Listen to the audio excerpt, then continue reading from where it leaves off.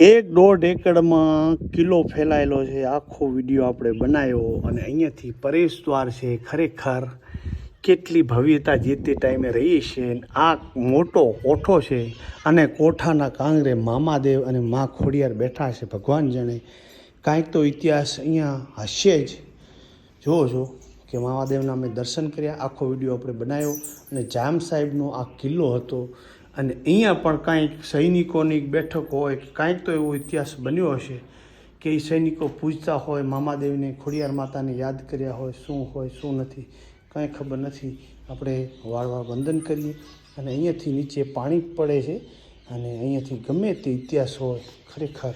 અને આ હજી પણ આ કિલ્લો ટીપ ટોપ કન્ડિશનમાં છે. ઉપર લાકડા અને જે એની બનાવટ, ચારે બાજુથી હવા ઉજાસ. અત્યારે પણ ઠંડી જેને કહેવાય ખરેખર એસી જેવી હવા આવી રહી છે અને અહીંયાથી બારે જવાનું બાખોરું છે. ખરેખર જે પર્પઝથી બનાવ્યું હોય ઉપરથી કાંઈ માલ નાખવા માટે જવા માટે બીજે ક્યાંય નથી, એક જ અહીંયા છે.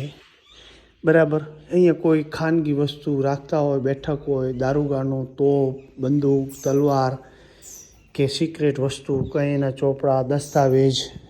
પણ આ આખા કિલ્લામાંથી ઊંચામાં ઊંચો પોઈન્ટ છે ને આની ઉપર જવાતું હશે પણ આપણને ખબર નથી. પણ હજી અમુક ખંડ ટીપ ટોપ ઊભા છે અને હજી હજારો વર્ષ સુધી ઊભા રહેશે એવી કન્ડિશનમાં છે આ કિલ્લો. હે શું બેઠા શું હે એને કહેવાય સિપણ વણવાંદરા કહેવાય. જો અહીંયા હાલ બેઠા જો ચમા ચડ્યા ને.